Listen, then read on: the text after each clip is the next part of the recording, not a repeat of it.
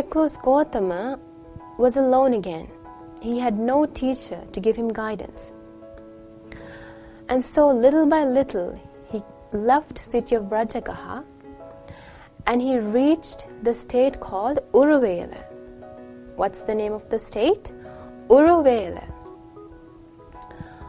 Little by little, he got close to the state Uruvela and he reached the village called Senani.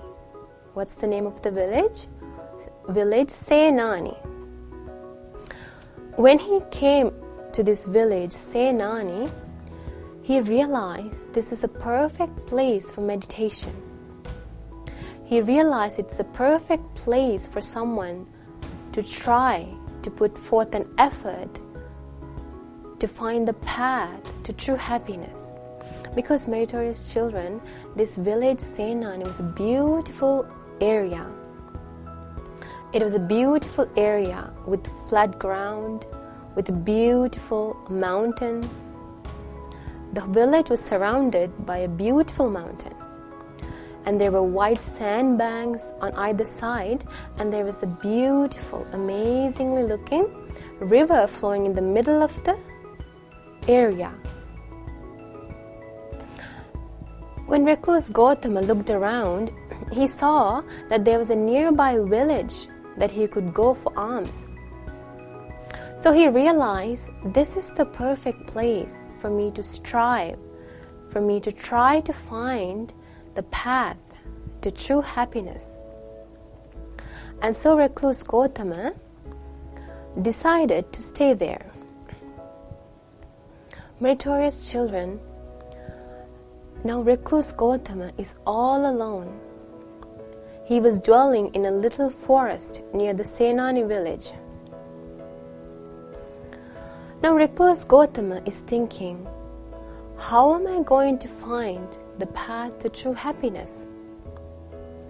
He thought, and he realized there are other ascetics who follow many different things.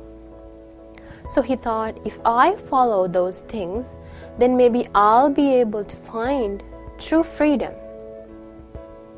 So what did he do? Yes, he decided to follow all these other practices that other ascetics of other religions were following. So he did things like standing on one leg for a long time, and he rejected seats, and he rejected invitations for alms, and he pulled out his hair and beard,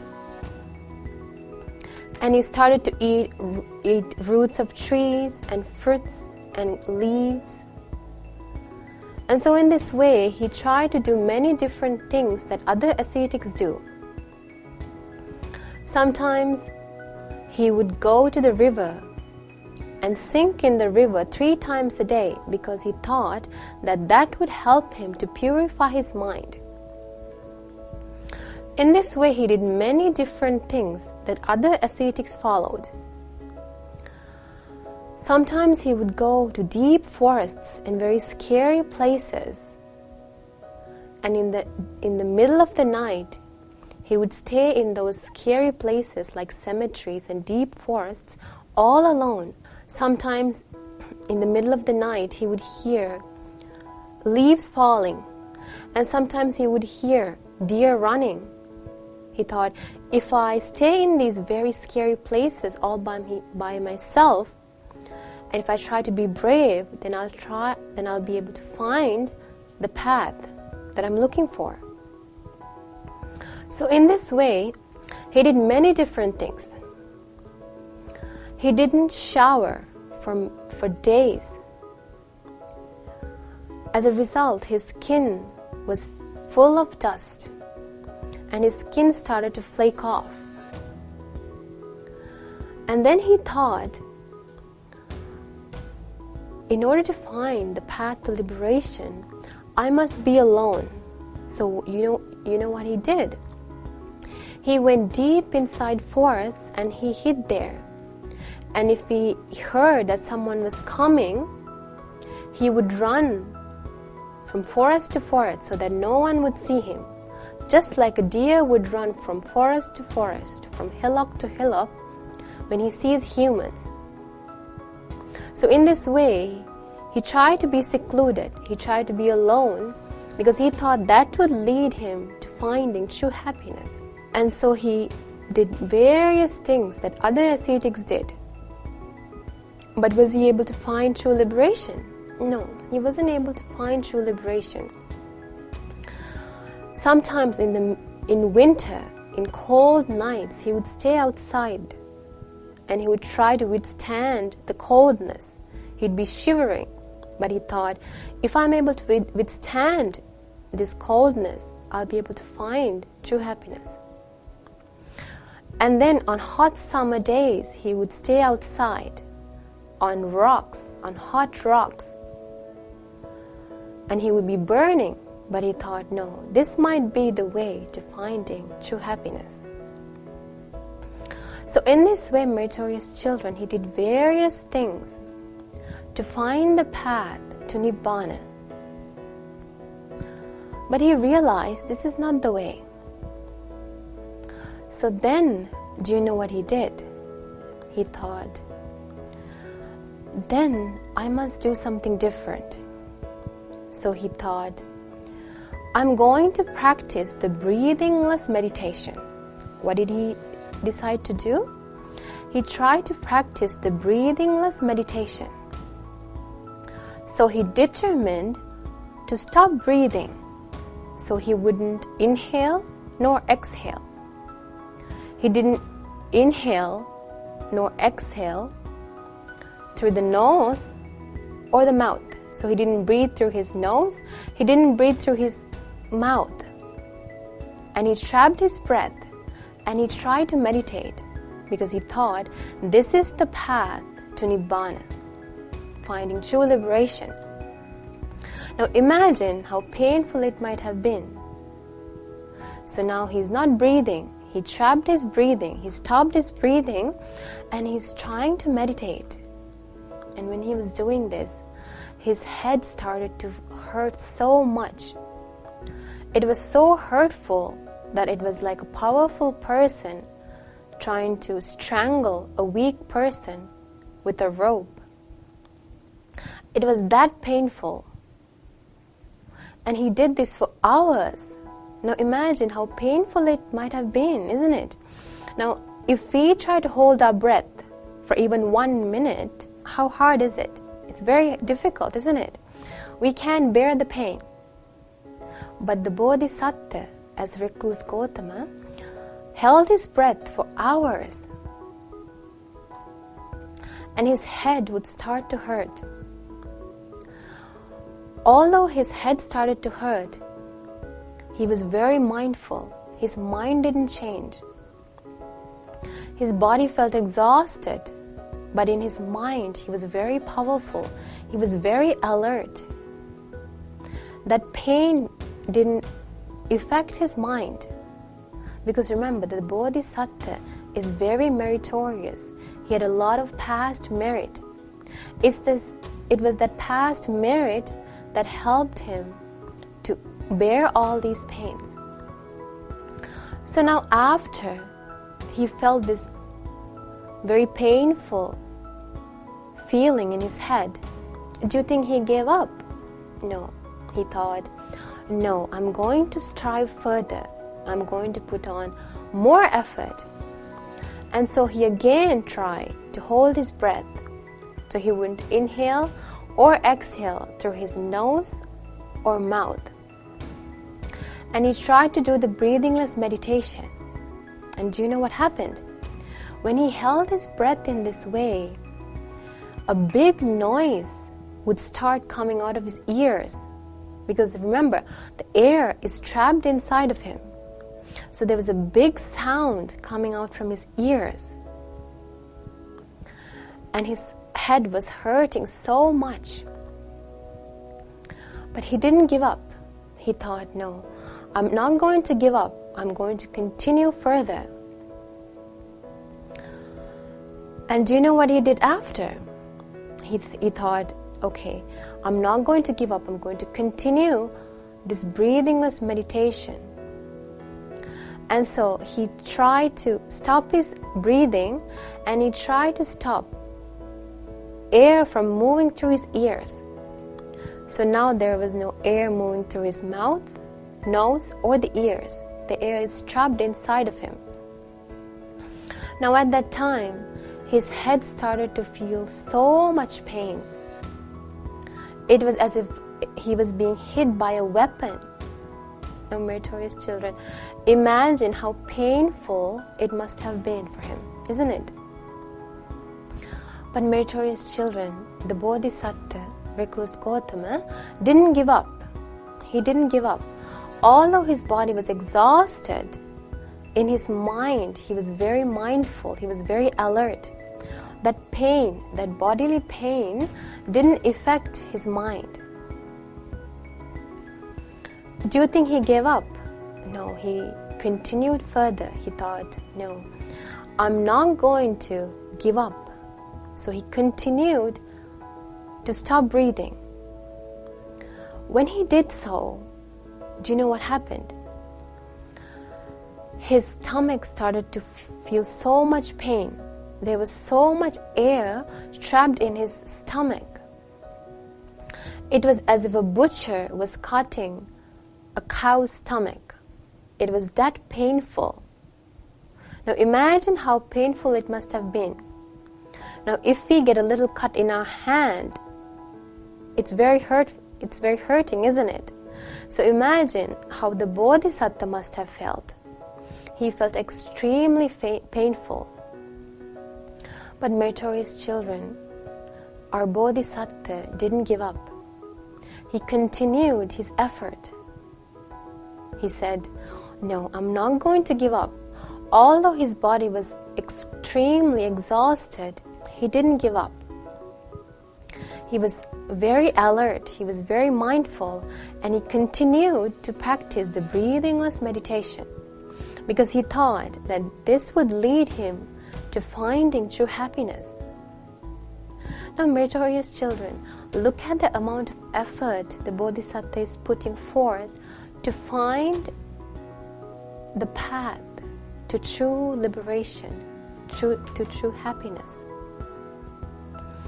Meritorious children, as the Bodhisattva continued his effort, the air was trapped in his body because he is not breathing through his nose, mouth, and there is no air moving through his ears. The Bodhisattva felt an extremely burnful sensation. It was as if two powerful people took him and threw him into a charcoal pit that was burning. The Bodhisattva felt so much pain, his whole body was burning. Now, meritorious children, imagine how painful it must have been. Now, if we burn our finger for 2 seconds, we know how painful it is. So imagine the Bodhisattva's body, the whole body feels like it's burning. But did the Bodhisattva give up? No, the Bodhisattva didn't give up. He continued his effort. So he was giving extreme pain to his body. Why? Because he thought giving extreme pain to this body is the way to finding true happiness. He thought that's the way to finding a path. That's the way to find the path to become free from rebirth, aging, and dying. Meritorious children, when the Bodhisattva gave this much pain to his body, he was exhausted. His body was exhausted. But although his body was exhausted, he was very mindful. The pain didn't affect his mind. This was because of his past merit. Now, meritorious children, an ordinary person, a normal person, cannot give this much pain to this body and survive. It's because it's a Bodhisattva that he's able to bear this much pain. A normal person cannot do this. He would quickly give up or he would die trying. It's because it was the Bodhisattva who was without a doubt going to attain enlightenment. It's only a bodhisattva who's able to do this bodily mortification. Now, do you think he gave up after? No. He kept on giving so much pain to this body. He didn't give up. He gave so much pain to this body that at one point he fell unconscious because it was so much pain. Now, meritorious children, at that time, Devas were watching him.